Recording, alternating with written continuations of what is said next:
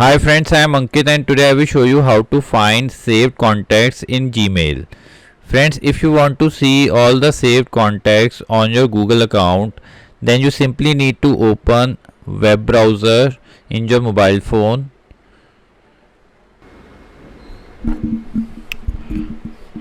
In your web browser, you need to open contacts.google.com.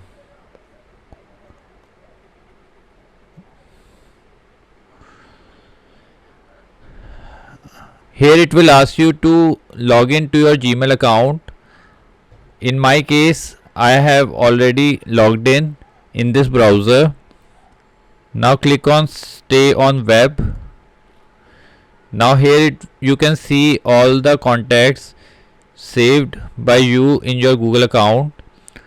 Also, if you want to see only email IDs saved in your account, then you simply need to click on the three lines and here you need to press on other contacts. Now it will only show the email addresses saved by you on your Gmail account. So friends, like this you can very easily find your saved contacts in Gmail. I hope you find this video useful.